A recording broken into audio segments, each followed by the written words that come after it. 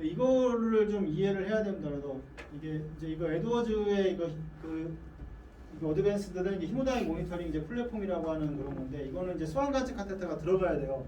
수환 관측 카테터를 통해서 이제 측정을 하는 게 되는 거고, 카디악 아웃풋은 이제 우리가 알고 있는 이제 이런 것들을 정확하게 다 내가 알고 있어야 돼요. 그래야지 이걸 보지. 이거 맨날 뭐 찾아보면서 뭐 이런 거 카디악 SBRI가 이 정상 범위가 뭐더라? 이게 찾아볼 수는 없잖아요. 그래서 이런 걸 보고 카디악 아웃풋, 카디악 인덱스, 정상 범위 이거는. 그다음에 스트로크 볼륨, 스트로크 볼륨에다가 이제 체포면 나누면 이제 스트로크 볼륨 인덱스가 나오게 되는 거고.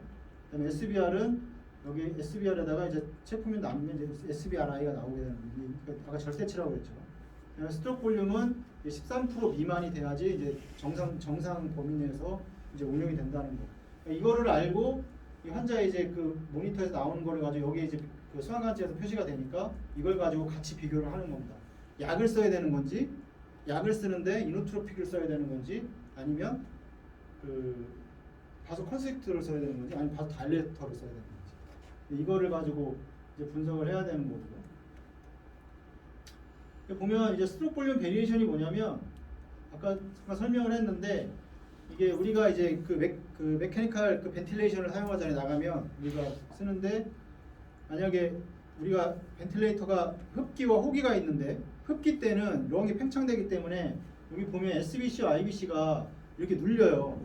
근데 아까 얘기했지만 이렇게 혈관 안의 볼륨이 충분히 잘 유지가 되는 상태면 얘가 뭐 이 흡기 때 그 렁이 누른다 해서 이렇게 된 게 이거 좀 찌그러졌다고 100%가 안 되는 게 아니잖아요. 근데 볼륨이 없을 때는 이렇게 돼 있을 때는 얘가 누르면 더 심하게 이제 반응을 하는 거예요. 그걸 이제 스트로크 볼륨 이제 베리에이션이라고 그러는데, 그래서 만약에 이제 흡기 때 이게 들이마시면 이제 이런 혈관 안에 볼륨이 없으면 이게 베리에이션이 너무 심해지는 거고, 스트로크 볼륨 자체가 그러면 혈관으로 못 넘어가기 때문에 이제 스트로크 볼륨에 문제가 생기겠죠. 카디악 SBI가 이제 문제가 생기겠죠. 그다음에 흡기 때는 폐가 다시 이게 줄어드니까 용적이, 그래서 얘가 펴지고, 그러니까 이런 식의 이제 베리에이션이 심하면 결국에 아까 봤지만 SBV가 이제 13% 이상으로 증가를 해버립니다. 그러면 이제 그게 볼륨이 없구나. 혈관 안에 볼륨이 없는데, 이 볼륨이 없는 게 그냥 뭐 디하이드레이션은 볼륨이 없는 거냐, 아니면 이데마 때문에 볼륨이 없는 거냐. 혈관 안에 볼륨이 없는 이유는 여러 가지 있잖아요. 근데 그거를 판단을 해야 되는 거예요. 그거는 이제 SBI라든가 이런 걸 판단을 해야 되는 거예요. 그래서 보면 이게 프랭크 스타일링 커브인데, 이렇게 보면 여기서 베리에이션이 크죠. 이 밑으로 내려오면 조금만 올라가도 베리에이션이 크잖아요. 근데 이제 플래투한 이 부분으로 가게 되면 이제 그 안정적으로 볼륨이 이제 공급이 된다는 거고. 여기 보면 이 하이리스크 이제 이 수술한 환자에서 이제 아웃컴이 이제 향상되는 게 이 스타일링 이제 커브가 이 플래투한 부분, 이 부분에 있을 때 환자가 이때 유지를 해줄 때 환자의 이 아웃컴이 좋아진다, 이렇게 나와 있습니다. 그래서 이거를 가지고 SB를 가지고 이제 볼륨을 유지를 해줘야 되는 거예요. 13% 미만이 될 수 있도록. 이거는 그래서 지금은 이제 18%, 이것도 정상이 아니죠. 너무 베리에이션이 심한 거예요. 지금 이렇게 왔다 갔다. 여기 보면 친절하게 빨간색, 노란색, 녹색으로 돼 있어요. 그러니까 이 녹색으로 하면 좋은 거고, 빨간색으로 가면 되게 위험한 거고, 노란색은 이제 얼럿한 단계인 거죠. 그래서 이거는 뭐냐면 이 이제 메카니컬 벤틸레이션에서 이제 스트로크 볼륨 베리에이션은 이 심장과 이제 폐 사이의 이제 상호작용에 의해서 이 환자의 수액 상태에 따라 이제 그 양압보험은 이 호흡에 따라서 SBC, IBC를 이제 압박하는 그런 과정을 거치게 되고, 거기서 볼륨이 잘 유지가 된다고 하면 큰 문제가 없겠지만, 그렇지 않다 그러면 이제 혈압에 문제가 생깁니다. 카디악 아웃풋에 문제가 생기고. 그래서 이거는 이제 퍼퓨전이 제대로 되는지 잘 모르는 환자에게 이제 프리로드에 대한 반응을 보기 위한 어떤 그 인덱스입니다. 스트로크 볼륨 베리에이션이 이 환자의 프리로드를 보기 위한 겁니다. 프리로드라는 거는 아래에서 아래에 볼륨이 들어와야 되는 거죠. 프리로드는. 근데 그게 잘 안 되니까 결국에는 RB에서 LA에서 LB로 가는 볼륨 자체가 없어지는 거고, 그거를 보기 위한 거고, 이 그래프를 보여주는 거고, 여기 보면 이거 베리어빌리티가 SB가 13% 이상이 되면 되게 크죠. 여기는 적고 레스하고, 13% 미만이 되면 이거 플래투를 보는 거예요. 이렇게 그래프를 보는 거예요. 이게 그 모니터에 그렇게 나와요. 표시가 계속 되고. 수환관지가 근데 단점은 수환관지가 있어야 된다는 거예요. 수환관지가 없으면 볼 수가 없습니다. 나와서 이제 ICU에서 환자 보기가 그래도 좋아요. 이게 있습니다. 스트록 볼륨을 그러면 우리가 이거를 어떻게 적정을 해야 될 거 아니에요? 옵티마이제이션을 해야 될 거 아닙니까? 그러면 이제 여기 보면 만약에 이제 이 볼륨의 리스폰스가 스트록 볼륨 베리에이션이 13% 이상이에요. 그러니까 볼륨이 이제 어떤 호흡에 의해서 변화가 있다는 소리잖아요. 많이. 그럼 만약에 있다, 이상이다 그러면 뭐예요? 일단 볼륨을 넣어봐야 되는 거예요. 볼륨을 줘야 되는 거예요. 그래서 이제 반응을 봐야 되고, 그 다음에 근데 아니다, 미만이다 그러면 SBI가 여기서 이제 스트록 볼륨은 정상이에요. 스트록 볼륨 베리에이션은. 근데 SBI가 낮아요. 이게. 그래도 아까 약을 쓴 거예요. 이노트로픽을 쓴 거예요. 볼륨도 볼륨이고 얘도 낮지만 약간 낮았지만 SBI도 낮기 때문에 이노트로픽과 같이 쓰는 겁니다. 볼륨도 주면서 이노트로픽을 쓰는 거고. 근데 SBI가 높아요. 스트록 볼륨도 정상인데 그럴 때는 이제 볼륨이 너무 많은 거예요. 그때는 이제 오줌으로 빼야 되는 거예요. 듀레틱을 써야 되는 거예요. 그러니까 이런 식으로 이거를 판단을 해야 되는 겁니다. 이거를 보고. 근데 이건 마취과에서 실제 마취과에서 수술 중에 수술 전후 ICU 나가기 전까지 심폐기 돌리기 전까지 마취과에서 이걸 보고 있어요. 그래서 마취과 선생님들이 계속 약을 올리고 볼륨 주고 이러는 이걸 가지고 보고 하는 거예요. 거기 마취과 옆에 이렇게 있어요. 이거를 이제 우리가 동탄에서는 내가 이거를 가지고 나오는 거고 환자한테. 그래서 나와서 보는 거예요. 그래서 마취과에서 그걸 가지고 약을 조절하고 볼륨을 주고 하고 있는 거예요. 이게 마취과에 있는 거를 쓰고 우리가 가서 똑같이 쓰고 있는 거고. 그러니까 약을 쓸 거냐 아니면 약을 쓸 거냐 아니면 뭐 강심제를 쓸 거냐 아니면 뭐 오줌을 잘 나오게 할 거냐 이제 이걸 가지고 판단을 하는 스트록 볼륨이 이제 프리로드를 가지고 얘는 이제 프리로드가 많은 거죠. 50 이상이니까 이거를 가지고 이제 판단을 하는 겁니다. SBI는 뭐냐면 결국에 스트록 볼륨 인덱스거든요. 스트록 볼륨 인덱스는 뭐냐면 이제 스트록 볼륨이 정상 범위에 들어오지 않을 때는 어떻게 돼요? 혈압이 떨어지거나 뭐 문제가 있겠죠. 그래서 이거에 대한 보면 이제 SBI 값이 뭐 저하되면 이제 이제 블러드 서플라이가 이제 부족한 거예요. 스트록 볼륨 자체가 부족하다는 거는 결국 심장에서 짜주는 볼륨 자체가 없다는 소리잖아요. 어떤 원인이든. 그 원인으로는 뭐겠어요? 밸브가 디스펑션이 있거나 만약에 MR이 심하면 어떻게 되겠어요? 에올타에서 에올타가 압력이 가해지면 마이트랄 밸브는 닫히고 에올틱 밸브는 열려서 에올타 쪽으로 볼륨이 나가야 되는데 만약에 MR이 있으면은 LA로 빠져나가겠죠. 그럼 이제 그렇게 돼서 스트록 볼륨이 줄어들 수가 있고 근데 EF는 증가를 할 수 있어요. 왜냐면 빠져나가는 볼륨이 두고 오시니까. 근데 그걸 봐야 되는 거고 만약에 마이트랄 밸브 스테노시스가 있습니다. 볼륨이 못 나오잖아요. 그래도 스트록 볼륨이 문제가 있을 수 있죠. 이제 이런 거를 좀 봐야 됩니다. 그러니까 스트록 볼륨 자체가 낮아지는 원인이 뭔지를 찾아야 되고 뭐 하트가 전반적으로 이 환자처럼 10% 정도 뛰는 사람들은 이 컨트랙션이 워낙 푸어하기 때문에 안 좋아지는 거고 이 환자가 딱 그런 걸 얘기를 하는 거고. 그래서 뭐 스트록 볼륨 베리에이션 같은 경우는 뭐 아까도 얘기했지만 아까 그거 똑같아요. 이거를 보는 거고 그래서 이제 인덱스 같은 경우는 이제 스트록 볼륨을 보는 거고 스트록 볼륨이 떨어졌다 그러면 약을 써야 되는 거냐 뭘 써야 되는 이걸 판단을 해주는 거예요. 같이 봐야 돼요. 그러니까 스트록 볼륨 베리에이션과 스트록 볼륨 그러니까 인덱스를. 그래서 스트록 볼륨 옵티마이제이션 여기 있죠. 이렇게 보면 여기 써 있는데 여기 이제 모니터에 스트록 볼륨이 있고 이제 만약에 볼륨을 250cc를 주입을 해봐요. 근데 이게 뭐 다리를 이제 올려도 볼륨이 많이 올 수 있죠. 왜냐하면 다리를 올리면 이제 정맥에서 피가 이제 심장 쪽 잘 내려오니까 이 판막 때문에 그 중력 때문에. 그래서 뭐 한 5에서 10분간 보고 만약 스트록 볼륨이 10% 이상 이제 상승을 했다면 이제 플루이드의 반응이 있다고 판단을 해서 일단 볼륨을 좀 더 주입을 하게 되고 이제 그렇지 않으면 이제 스트록 볼륨을 이제 모니터링을 해서 이제 수액 손실의 임상 증상이 있는지 확인. 그러니까 볼륨을 주는데 이 스트록 볼륨 자체가 인덱스 자체가 변화가 없다. 이거는 스트록 볼륨이 변화가 없는 거는 결국에는 심장 쪽으로 볼륨이 못 오고 있다는 소리잖아요. 어떤 원인에 의해서든. 그러니까 그 수액 손실 우리가 수액은 주지만 이 손실이 어디서 일어나는지를 판단을 해야 되는 거예요. 그래서 이 수액 손실의 임상 증상은 이 세포 내외에 이제 볼륨 밸런스가 안 맞는 거예요.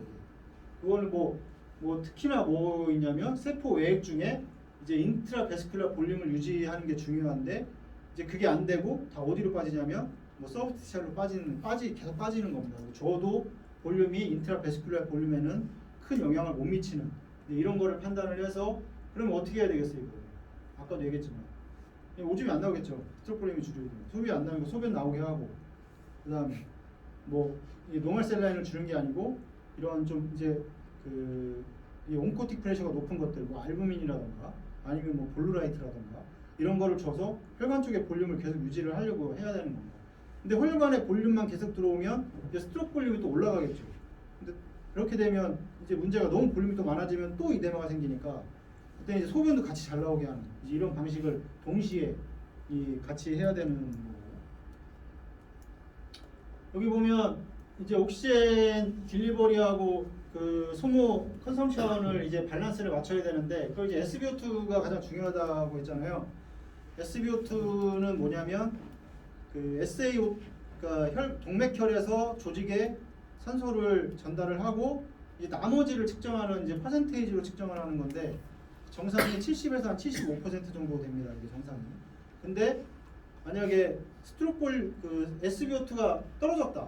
올라가는 거야. 뭐 체온이 올라가면 왜냐면 체온이 올라가면 SBO2가 증가를 하죠. 왜냐면 체온이 낮아진다는 거 체온이 낮아진다는 거는 결국에 그거의 원인은 이 조직에서의 산소 요구량이 줄기 때문에 많이 떨궈줄 이유가 없으니까 그냥 오는 거예요. SBO2가 그래서 정상 범위를 이제 이상을 상회를 할 수가 있는 거고. 옥시젠 딜리버리와 옥시젠의 이제 소모량을 이게 밸런스가 맞아야 되는 거예요.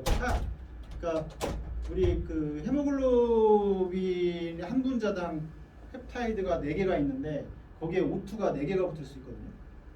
그 중에 하나를 떨궈주고 오면 괜찮은 거예요. 그러면 나머지 3개는 정맥에 오는 거니까 한 75% 정도 되는 건데. 그럼 옥시젠 딜리버리를 그 정상적으로 유지하기 위해서 뭐가 필요할까요? 한 3가지 정도 인자가 있는데. 응? 뭐가 있을까? 카디악 아웃풋이 일단 좋아야 되겠죠. 카디악 아웃풋 우리 펌프로 따지면 펌프 플로우가 좋아야 되는 거예요. 그러니까 우리가 이거 환자가 안 좋으면 안 좋을수록 펌프 플로우를 더 많이 줘야 된다고 하는 이유가 그 환자의 그 조직에서의 요구량 자체를 충분히 늘려줘야지 환자가 그 체해순환 과정에서 회복이 되는 겁니다. 또 뭐 있을까요? 카디악 아웃풋 증가를 해야겠죠. 이게 정상으로 가야 되는 거고. 그다음 헤모글로빈이 올라가야 되잖아요. 헤모글로빈 정상을 유지해야 되잖아요. 우리 펌프에서 우리 히모다일루션의 단점이 뭐예요? 단점이. 히모다일루션은 상대적으로 그 히모글로빈이 상대적으로 수치가 낮아지는 거잖아요. 히모글로빈이 낮아지면 어떻게 돼요? 산소 전달이 전달이 정상에 비해서는 떨어지는 거잖아요. 근데 장점은 뭐예요? 헤모글로빈이 낮아지니까 이 저항이 떨어져요, 혈관에. 그러면서 저항이 떨어지니까 플로우는 상대적으로 더 많이 나요. 히모다일루션의 장점은 히모글로빈은 물론 떨어지지만 이 조직에 산소 전달을 더 원활하게 해줄 수 있는 그런 장점을 가지고 있어요. 근데 너무 낮으면 이제 문제가 되는 거고요. 만약에 뭐 무혈 수술을 해야 되는 사람이다. 그런 사람인데 뭐 20%밖에 안 된다. 헤마토크리트가. 그러면 방법은 펌프의 순환 속도를 더 늘려주면 되는 거예요. 상대적으로. 똑같이 뭐 카디악 인덱스가 2.4를 100으로 잡는다 그러면 그걸 더 늘려주는 거예요. 왜냐면 순환 속도를 더 늘려주면은 그 단위 시간당 그 순환하는 헤모글로빈 자체가 많아지기 때문에 그렇게 보상을 해주는 겁니다. 그래서 환자가 안 좋을수록 헤모글로빈이 낮을수록 펌프 플로우는 더 올려줘야 되는 거고. 또 뭐 있어요? 또 뭐 있을까? 아티리얼에서 옥시제이션의 능력이 얼마만큼 되느냐도 중요하죠. 이것도 되게 이게 3가지 이제 보통 이제 옥시젠 딜리버리를 할 때 이렇게 되는데 카디악 아웃풋은 또 그럼 뭐예요? 뭐하고 올라가는? 하트레이트하고 스트로크 볼륨. 근데 펌프 돌릴 때 하트레이트하고 스트로크 볼륨이 없죠? 없잖아요. 결국에는 이제 그 펌프의 RPM을 통해서 이제 운영하는 수밖에 없고 헤모글로빈 뭐 인자가 뭐 있을까 하는 건데. 만약에 피가 난다거나 그 다음에 히모다일루션이 떴다거나 아까 얘기했듯이 그 다음에 뭐 빈혈이 있다거나 이런 상태에서는 이제 환자의 그 옥시젠 딜리버리가 그 정상적인 보다는 낮을 수 있다는 거하고 아트리얼 옥시제이션은 어떻게 될까요? 뭐 인자가 뭐 있을까요? 당연히 SaO2가 정상으로 올라가야 되고 그 다음에 FiO2도 정상으로 올려줘야 되겠죠. 그 다음에 당연히 이제 벤틸레이션 할 때도 마찬가지로 벤틸레이션에서도 조절을 해줘야 되는 거고. 옥시의 컨섬션에 이제 이건 뭐가 있을까요? 옥시의 컨섬션을 좌지우지하는 게 뭐예요? 체피 면적? 그것도 영향이 있죠. 결국엔 조직에서의 디맨드예요, 디맨드. 그 티슈에서의 그 산소의 요구량이 얼마나 많아지느냐. 만약에 뭐 운동을 한다, 그러면 산소 요구량이 훨씬 많아지고. 우리 뭐 만약에 우리가 정상적인 일반적으로 뭐 35도 정도로 체온을 낮추는 환자보다 그 다이섹션이나 이런 거 할 때 말 그대로 18도까지 요즘 잘 안 떨어뜨리지만 18도까지 떨어뜨렸을 때 디맨드하고는 차이가 많죠. 그때 당연히 이제 옥시젠에 대한 그 산소 소모량이 차이가 나는 거고. 그러면 이 메타볼릭 디맨드에 영향을 미치는 게 뭘까요? 티슈의 디맨드. 아까 지금 계속 얘기하는 거예요. 온도. 온도라는 건 열 하잖아요. 열. 그 다음에 엔시언티한 거. 그 다음에 아픈 거. 아프면 막 근육이 수축하고 막 이러잖아요. 그 다음에 쉬버닝 같은 경우도 근육이 막 그 뭐라 해야지? 이게 떨리는 거잖아요. 그렇게 되면 이제 산소 소모량이 증가하는 거예요. 그 다음에 당연히 이제 머슬의 액티비티가 증가하는 거. 이게 다 머슬의 액티비티가 증가하는 거지만 뭐 운동을 한다거나. 체외순환에서는 이런 게 이제 없죠. 다 머슬도 다 뭐 이완이 돼 버리니까. 그래서 이제 이런 거를 좀 가지고 이게 이제 트리로 만들어서 이렇게 비교를 해놓은 건데 이렇게 돼서 이런 거를 좀 이해를 하고 있어야 됩니다. 그럼 카디악 인덱스를 기준으로 한번 볼까요? 이렇게 카디악 인덱스가 2.5 이상이면 카디오제닉 샥이 없는 거예요. 이게 정상인 거거든요. 근데 카디악 뭐 2.5 이상이다. 근데 민 아트리얼 프레셔가 65 이상이면 또 괜찮은 거예요. 여기서 또 SBI가 아까 33 이상이 정상이거든요. 근데 35 이상이다. 그러면 아무것도 안 해도 돼요. 그냥 정상인 거예요, 이 사람은. 근데 만약에 이 민 아트리얼 프레셔가 65로 미만으로 떨어졌어요. 그러면 뭘 하냐면 인덱스는 괜찮으니까 이제 약을 쓰는 거예요. 노에피네프린을. 혈압을 좀 올리는 거예요. 그래서 그다음에 65 이상 됐으면 65 이상이 됐으면 노다 그러면 약을 더 증량을 하거나 그래서 예스면 다시 또 이제 리밸류에이션을 하는 거고 이런 식으로. 근데 만약에 2.5가 아니에요. 근데 SBI가 35 미만이에요. 그럼 SBB가 근데 12% 이상이에요. SBB가 13% 이상이면 미만이면 좋은 거죠. 볼륨의 변화가 별로 없는 거죠. 베리에이션이. 그러면 여기 뭐냐면 볼륨 체인지를 하는 500cc로 한번 줘보는 거예요. 근데 만약에 줘서 SBI가 뭐 35로 올라갔어요. 근데 올라갔는데 아니에요. 그럼 200을 더 주는 거예요. 더 줘보는 거예요. 주고 근데 다시 올라갔어요. 주고 그러면 또 다시 이제 리밸류에이션 다시 확인을 하고. 그러니까 이거를 계속 반복을 하는 겁니다. 만약에 SB가 35 이제 미만인데 여기 SBB가 이제 12% 미만이에요. 그러면 이제 이거는 이제 도부타민 컨트랙틸리티에 이제 문제가 있다 생각을 해서 이제 약을 주는 거예요. 만약에 여기도 2.5 미만인데 SBA가 35 이상이에요. 그럼 괜찮죠. 근데 이제 도부타민을 줘요. 카드는 2.5 이상이에요. 예스면 그냥 다시 이제 리밸류에이션 하는 거고. 아니면 도부타민을 이제 약을 주는 거예요. 그러니까 이게 약을 이노트로픽을 줄 거냐? 이제 이거를 갖다가 볼륨을 줄 거냐? 세 개예요. 챌린지가. 강심제를 줄 거냐?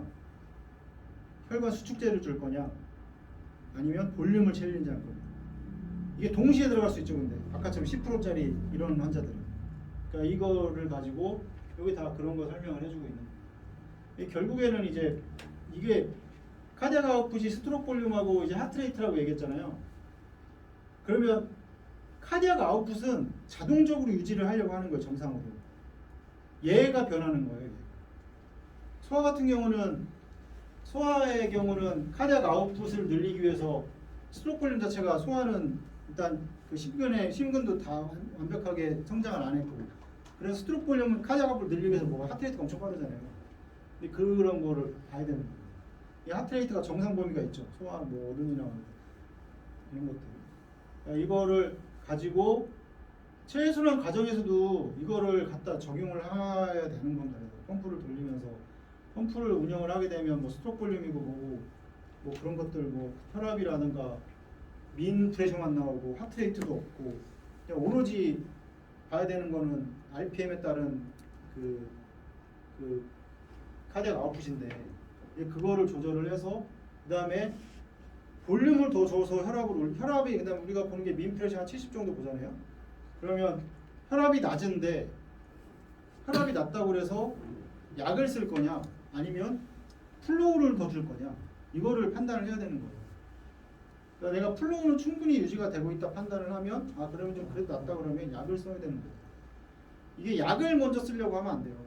항상 플로우가 항상 주 원칙은 플로우가 충분히 유지된 상태. 충분히 유지라는 말을 그러면 얼만큼일 거냐, 그건 환자의 상태에 따라 다른 거예요. 환자의 상태가 안 좋으면 안 좋을수록 충분한 플로우는 우리가 알고 있는 2.4, 2.2보다는 더 높을 수도 있습니다. 그래서 그걸 이제 우리가 고관류를 한다고 보통 고관류를 한다고 얘기를 하는데, 고관류를 아무 환자나 다 고관류를 하라는 게 아니라 환자가 안 좋은 사람들, 이런 사람들 10% 환자의 그런 심장의 문제로 인해서 어떤 체액량의 그런 밸런스가 임밸런스된 이런 환자들은 충분한 플로우를 줘야 되는데, 그 충분한 플로우를 얼마를 줘야 될 것이냐, 이거는 그걸 판단을 해야 되는 겁니다. 우리 책에 나와 있는 2.2, 2.4를 100으로 잡지 마요, 절대.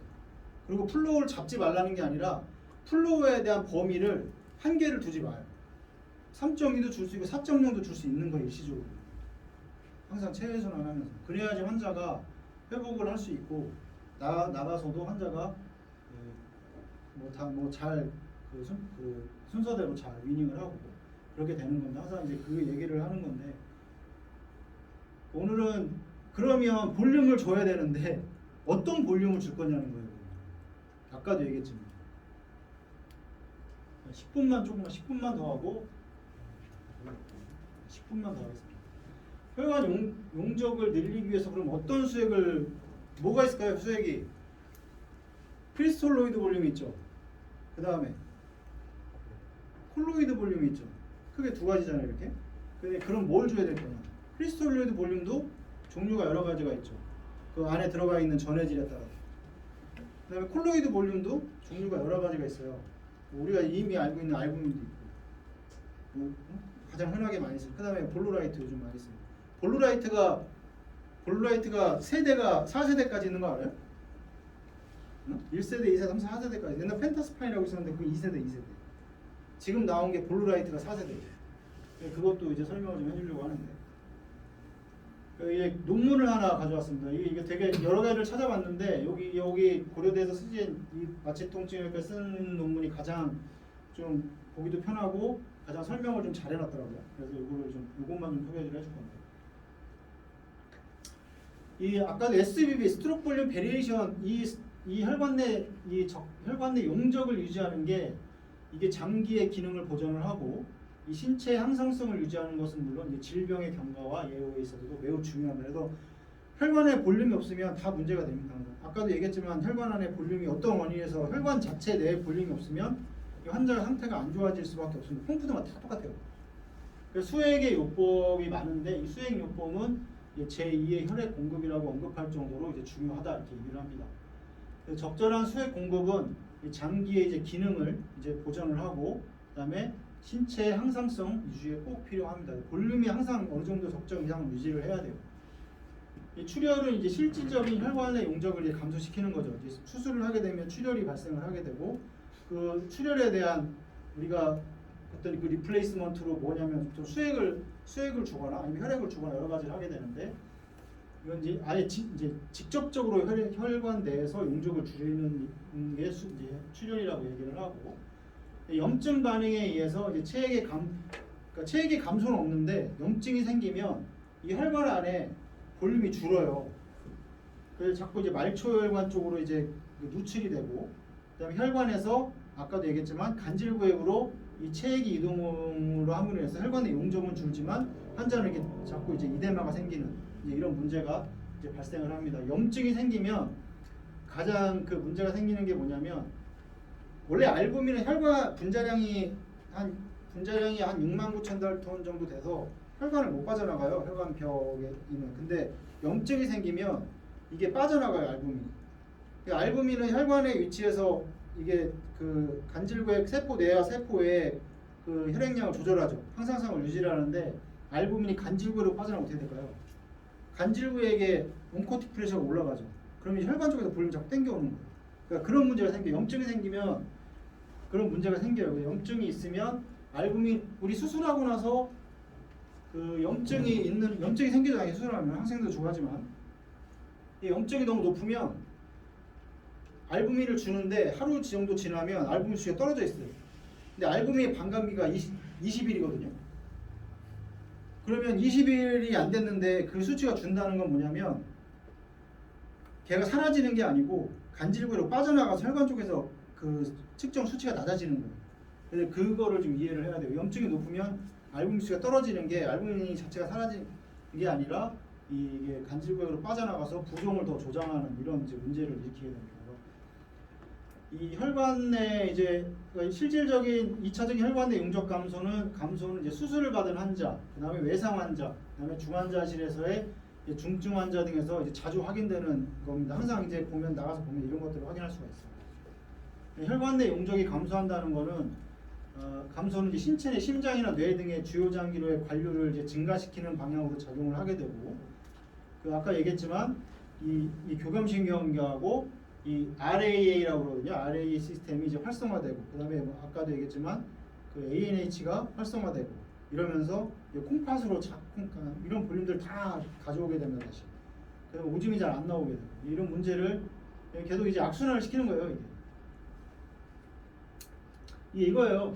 신부전이 있거나 뭐 간병변이 있어서 알부민이 생성을 못하거나 뭐 어떤 AB 션트가 있다거나 이랬을 때, 그러면 신부전의 심박출량 저하가 되고 혈압이 저하가 되죠. 유혈순환량이 줄어들죠. 그럼 얘를 올리려고 뭘 하냐면 얘를 이제 올려야 될 거 아니에요. 교감신경계, RAA, 레닌, 안지오텐신, 알도스테론. 그다음에 GFR이 뭐냐면 사구체 요과율이죠. 사구체 요과율을 떨어뜨려요. 왜냐하면 이 항인 호르몬 때문에 떨어지게 되고, 신장에서 수분 배설도 당연히 떨어지지만 거기에 문제가 소듐을 더 많이 땡겨와요. 우리 몸에 소듐이 그 혈관 안에 소듐이 늘어난다는 건 뭐냐면 갈증이 일어난다는 거거든요. 그럼 자꾸 이제 사람이 물을 먹게 되고 이런 식의 문제가 돼서 더 부종을 일으키게 되는 이제 문제를 발생합니다. 그래서 이 소듐에 의해서 혈관에 수분의 저류가 생기고, 이 저류에 의해서 이제 경정맥 이런 데 막 팽창되는 사람 보이죠? 심장 안 뛰는 사람 여기 막 늘어나고 부종과 폐율혈이 발생을 하는 겁니다. 결국에 이제 이런 문제가 발생을 하게 되는 거죠. 아까도 얘기했지만 간병변에 의해서 알부민이 떨어지면은 당연히 똑같이 이제 부종이 일어납니다. 알부민이 혈관 내에서 부족하기 때문에. 근데 이제 혈관 내 알부민 수치는 정상인데 염증이 생기면 빠져나가서 이제 문제가 생기는 거고, 그러니까 이런 이제 순환을 거치게 되는 거고. 그래서 그러면 이런 반응들로 초기에는 뭐 이제 신체 항상성 유지가 되는데, 이 혈관 내 용적 감소가 지속되거나 이제 심화되면 이제 주요 장기가 기능 부전에 빠지게 되고, 이제 심하면 이제 사망에 이제 이르게 됩니다. 결국에는 이제 메타볼릭 이제 엑소시스가 심해지면서, 메타볼릭 엑소시스는 결국에는 우리 혈중에 락테이트가 많이 쌓인다는 소리거든요. 락테이트가 많이 증가를 하면서 그 락테이트가 증가를 하게 되면 이제 그런 장기들을 다 기능을 상실하게 만들고 결국에 이제 사망을 하게 되는 거죠. 적절한 수액요법의 효과는 이제 용적 치료, 그다음에 전해질 및 폐하의 균형, 그다음에 장기 및 조직으로의 관류, 에너지 및 완충 물질의 효과적인 공급 등이고, 질병의 예후에도 이제 큰 영향을 미치게 되는 게 이제 수액입니다. 수액을 잘 줘야 돼요. 잘 주는데 뭘 줘야 되는 게 또 중요해요. 그래서 수액에 대해서 우리가 체외순환사잖아요. 수액에 대해서 다 알고 있어야 돼요. 웬만큼. 내가 플라즈마 쓰고 있는데 플라즈마 왜 쓰는지, 노말사린을 쓸 때 왜 쓰는지, 우리 블루라이트를 뭐 플라즈마에 쓰는 병원도 있는데 이걸 왜 쓰는지, 그냥 뭐 누가 쓰니까 쓴다 이런 게 아니라 이거 쓰는 이유를 알아야 돼요. 이유를. 그래서 그거를 이제 설명을 해주려고 지금 이제 만드는 거예요. 그러면 논란이 뭐냐면 특정 상황에서 어떤 종류의 수액을 사용할 것이냐는 거예요. 오늘 저는 여기까지만 하고 한 10분만 좀 쉴까요? 아니면 아니요, 그냥 빨리 해. 그냥 할까요? 그러면 저는 여기까지 하고 다음 시간에 이거 이어서 그냥 하도록 질문할 하겠습니다. 사람 질문할 사람 질문. 저런 얘기들을 하나씩 떼놓고 굉장히 복잡하고 어려운 것 같은데 사실은 체육준학을 하는 사람들은 저게 한눈에 펼쳐지듯이 펼쳐져야 돼. 한 번에 생각이 날 수 있을 정도로 단면으로 하나씩 이렇게 해결되는 문제가 아니고 온통 합쳐져서 해결되는 그런 문제들이니까 굉장히 익숙하게 저 운영을 하는 데 있어서 어떤 그 볼륨에 관계되는 거라든가 말초 현관에서의 혈류의 방향성, 그다음에 부종이 일어나는 증상 그런 것들이 한 번에 해결될 정도로 펼쳐놓고 생각을 할 수 있을 만큼 익숙하게 됩니다. 강의하는 사람이 굉장히 세세한 내용을 풀어서 설명을 하는데 우리는 그 현장에 있는 사람들이 저렇게 풀어서 생각을 하는 겁니다. 저게 거의 본능적 반응으로 나올 수 있으니까 익숙해집니다.